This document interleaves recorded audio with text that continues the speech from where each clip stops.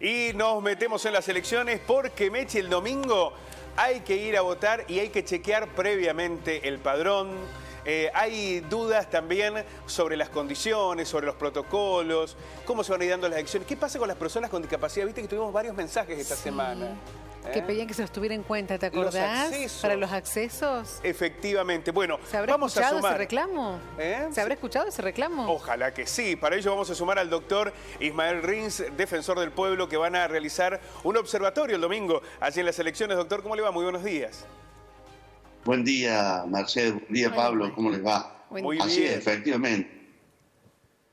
Cada jornada electoral nos deja ese sinsabor, ¿no es cierto?, de la jornada participativa, de ese momento tan necesario para la democracia, pero también muchas veces nos deja ese sabor amargo de que muchas personas que están en condición de discapacidad, sea permanente o sea transitoria por alguna circunstancia, no pueden acceder de manera como lo hacen las demás personas a sufragar.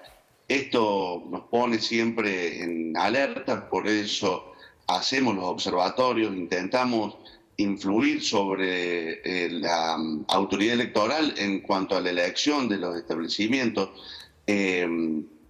Recordá, Pablo, que tenemos, de acuerdo a la elección, 3 autoridades electorales diferentes. En este caso nos toca lidiar con la autoridad electoral nacional, ¿no? Que la verdad que nos resulta un poco más tedioso. Ismael, ¿en qué va a consentir ese observatorio? ¿Cómo va a funcionar? ¿Qué van a hacer? ¿Van a recorrer las escuelas? ¿Cómo va a funcionar?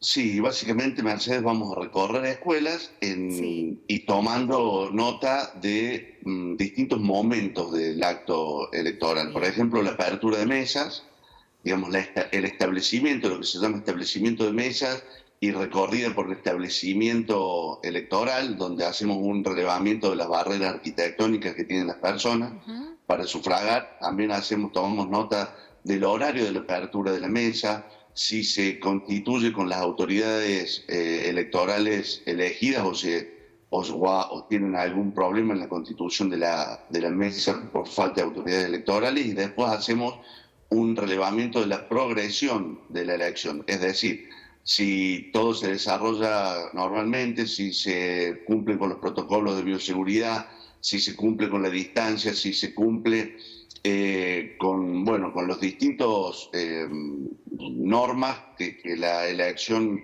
establece. También hacemos encuestas a electores para saber cuál es la sensación que estos electores han tenido en el momento de emitir su voto. Por ejemplo, si les ha sido sencillo encontrar el voto que querían emitir. Sabemos que este tipo de voto ya es casi del siglo pasado, ¿no es cierto? Estamos intentando también cambiar hacia la boleta única. Esto nos resulta a veces muy tedioso, sobre todo para las personas que no están acostumbrados, que no se han informado suficientemente antes de la elección para saber cuál es la boleta de sus candidatos.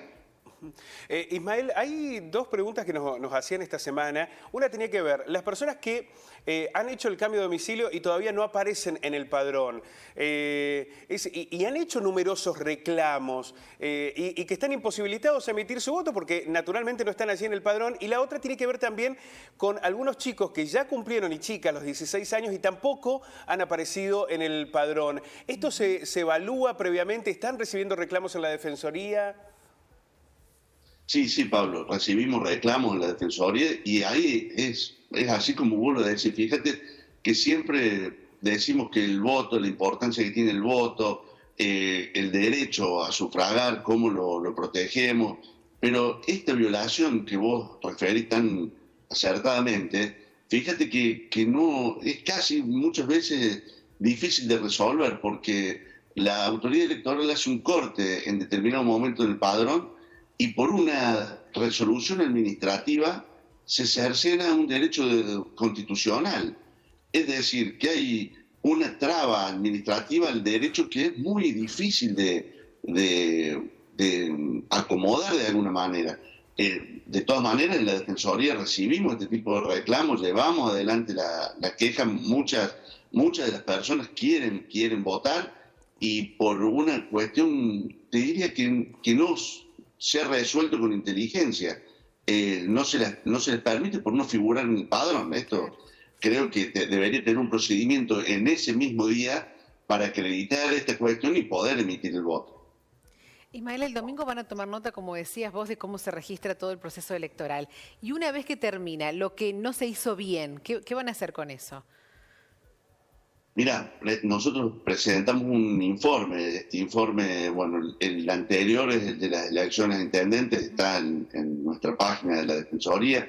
También este informe, en este caso, lo hacemos con todas las defensorías de la Argentina, al ser una elección nacional, donde se pueden recopilar datos y por supuesto nosotros sumamos los datos de Río Cuarto, pero vamos a tener una visión desde la Asociación de Defensorías de cómo se ha desarrollado y cuáles han sido los inconvenientes para acceder al derecho en toda la República Argentina, lo cual creo que tiene un valor sustancial también.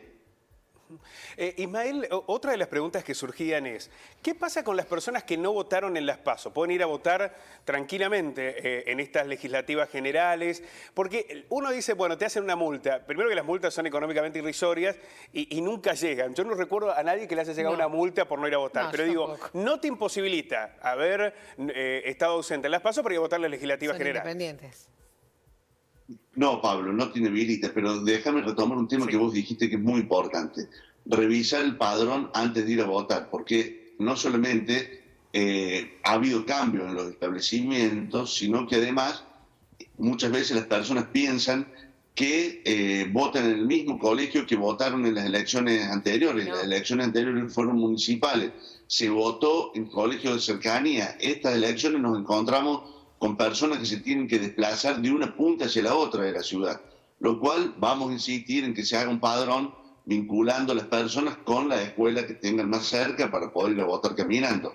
Pero es muy importante que las personas revisen el padrón antes de ir a votar para cerciorarse en qué establecimiento votan. Bueno, allí teníamos la página oficial que es padrón.gov.ar. Es muy sencillo, son 2 segundos, se puede hacer también con el celular para poder chequear el lugar de votación. Ismael, queremos agradecerte muchísimo este contacto. Estaremos el domingo allí viviendo una jornada maravillosa como lo es cada jornada electoral, cada vez que vamos a votar, que vamos a definir quiénes van a ser nuestros representantes. Un abrazo y muchas gracias.